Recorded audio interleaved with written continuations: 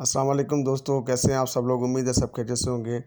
سب سے پہلے اللہ تعالیٰ کا شکر ادا کرتے ہیں جس نے اللہ تعالیٰ نے ہمیں مسلمان کے گھر میں پیدا کیا اور ہمیں مسلمان کیا۔ تو آج ہم بات کریں گے کہ عمرے پہ جانے کے بعد جب ہمارا عمرہ ہو جاتا ہے تو اس کے بعد جب نبی صلی اللہ علیہ وسلم کے گھر کی زیارت ہم لوگ کرتے ہیں تو ان کی کتنی بڑی ہمارے لیے فضیلت ہے۔ تو سب سے پہلے رسول اللہ صلی اللہ علیہ وسلم نے فرمایا، جس نے حج کیا اور اس کے بعد میری قبر کی زیارت کی میری وفات کے بعد تو وہ زیارت کی سعادت حاصل کرنے میں انہی لوگوں کی طرح ہیں جنہوں نے میری حیات میں میری زیارت کی۔ سبحان اللہ۔ رسول اللہ صلی اللہ علیہ وسلم نے فرمایا، جس نے میری قبر کی زیارت کی اس کے لیے میری شفاعت واجب ہو گئی۔ رسول اللہ صلی اللہ علیہ وسلم نے فرمایا، جس شخص نے حج کیا اور میری زیارت نہ کی اس نے بدسلوکی کی۔ رسول کریم صلی اللہ علیہ وسلم نے فرمایا، جو میری قبر کے پاس کھڑے ہو کر مجھ پر درود پڑھتا ہے میں اسی کو سنتا ہوں۔ رسول اکرم صلی اللہ علیہ وسلم اپنی قبر مبارک میں زندہ ہیں اور یہ بات جمہور امت کے مسلمات میں سے ہے، اس لیے آپ صلی اللہ علیہ وسلم کے جو امتی قبر مبارک پر حاضر ہو کر سلام عرض کرتے ہیں، آپ صلی اللہ علیہ وسلم ان کا سلام سنتے ہیں اور سلام کا جواب دیتے ہیں۔ ایسی صورت میں وفات کے بعد آپ صلی اللہ علیہ وسلم کی قبر مبارک پر حاضر ہونا، سلام عرض کرنا ایک طرف بالمشافہ سلام پیش کرنے برابر ہے، جو بلا شبہ ایسی عظیم سعادت ہے جو ہر زائر کو تمام آداب کے ساتھ ہر قیمت پر حاصل کرنے کی کوشش کرنی چاہیے۔ عمرے کے بعد سب سے افضل اور سب سے بڑی سعادت سید الانبیاء رحمۃ اللہ علیہ صلی اللہ علیہ وسلم کے روضہ اقدس کی زیارت ہے۔ رسول اللہ صلی اللہ علیہ وسلم کی محبت و عظمت وہ چیز ہے جس کے بغیر ایمان درست نہیں رہ سکتا، لہٰذا دیار مقدس صلی اللہ علیہ وسلم میں پہنچنے کے بعد آپ روضہ اقدس صلی اللہ علیہ وسلم کے سامنے خود ظاہر ہو کر درود و سلام پیش کرنے کی سعادت اور اس پر ملنے والے بے شمار ثمرات و برکات حاصل کریں جو دور سے درود و سلام پڑھنے سے حاصل نہیں ہوتے۔ جن خواتین و حضرات پر حج فرض ہو ان کے لیے پہلے حج کر لینا اور زیارت مدینہ کے بعد میں جانا بہتر ہے، اور جن پر حج فرض نہ ہو انہیں اختیار ہے کہ خواہ پہلے مدینہ منورہ حاضر ہوں بعد میں حج کریں یا حج پہلے کریں اور مدینہ منورہ بعد میں حاضر ہوں۔ جب مدینہ منورہ کا سفر شروع کریں تو حضور اکرم صلی اللہ علیہ وسلم کہ روضہ اقدس کی زیارت کی نیت کریں اور یوں نیت کریں، اے اللہ، میں سرکار دو عالم صلی اللہ علیہ وسلم کے مزار مبارک کی زیارت کرنے مدینہ منورہ کا سفر کرتا ہوں، اے اللہ اسے قبول فرما لیجیے، آمین۔ مدینہ منورہ جاتے وقت احرام کی ضرورت نہیں ہے، البتہ واپسی پر اگر مکہ مکرمہ آنا ہو تو احرام باندھنے ہوگا، اس لیے احرام کے لوازمات ساتھ رکھیں۔ سفر مدینہ میں سنتوں پر عملی کرنے کا بہت ہی خیال رکھیں، اس کے لیے علیکم بسنتی بطور خاص مطالعہ میں رکھیں۔ اس سفر میں ذوق و شوق اور پورے دھیان و توجہ سے زیادہ درود پاک پڑھیں، نماز والا درود شریف سب سے افضل ہے۔ جب مدینہ منورہ کی آبادی اور مکانات نظر آئیں تو آپ شوق دید کو اور زیادہ کریں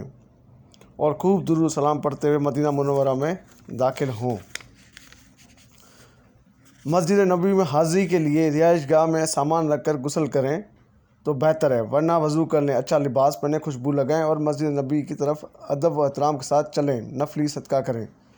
باب جبرائیل معلوم ہو تو پہلی مرتبہ سے داخل ہونا افضل ہے یا باب الاسلام سے، ورنہ جس طرح سے داخل ہونا درست ہے۔ داخل ہوتے وقت یہ کہیں، بسم اللہ والصلاۃ والسلام علی رسول اللہ رب اغفر لی ذنوبی وفتح لی ابواب رحمتک، اور دایاں قدم مسجد میں اندر رکھیں اور نفلی اعتکاف کی نیت کریں،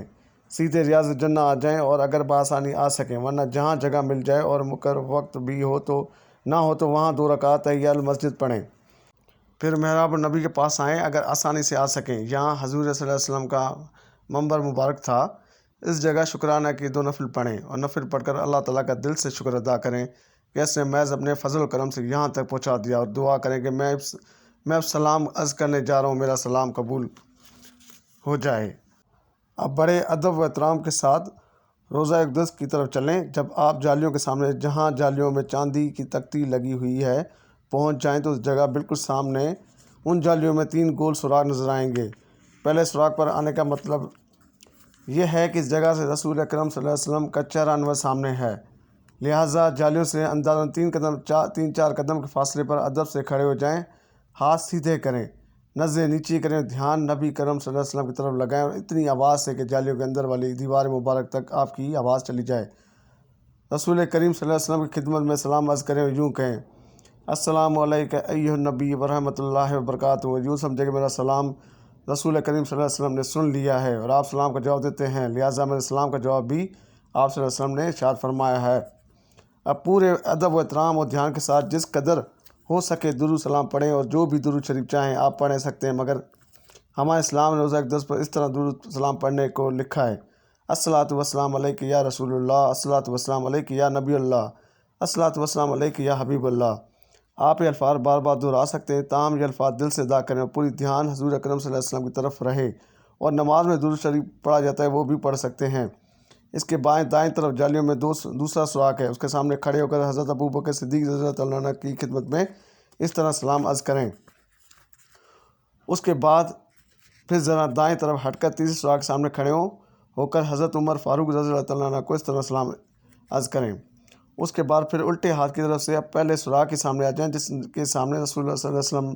ہیں، اور نمبر 3 میں لکھے ہوئے درود سلام یا نماز والا درود شریف ذوق و شوق سے پڑھیں۔ جن لوگوں نے آپ سے آن حضرت صلی اللہ علیہ وسلم کی خدمت میں سلام عرض کرنے کو کہا ہے، ان کا سلام اپنی زبان میں اس طرح پہنچا دیں، مثلاً یا رسول اللہ صلی اللہ علیہ وسلم، عبدالحکیم اور عبدالرؤوف نے آپ صلی اللہ علیہ وسلم کی خدمت میں سلام عرض کیا ہے، آپ ان کا سلام قبول فرما لیں اور آپ صلی اللہ علیہ وسلم کی شفاعت کے امیدوار ہیں۔ اگر نام یاد نہ آئے تو اس طرح کریں: یا رسول اللہ صلی اللہ علیہ وسلم، بہت سے لوگوں نے آپ کی خدمت میں سلام عرض کیا ہے، ان سب کا سلام قبول فرما لیجیے۔ اللہ تعالیٰ ہم سب کو نبی صلی اللہ علیہ وسلم کی اور اپنے گھر کی زیارت بار بار قبول فرمائے، اور ہمیں بار بار اپنے گھر اور نبی صلی اللہ علیہ وسلم کی زیارت میں بلانے کی توفیق عطا فرمائے۔ آمین یا رب العالمین۔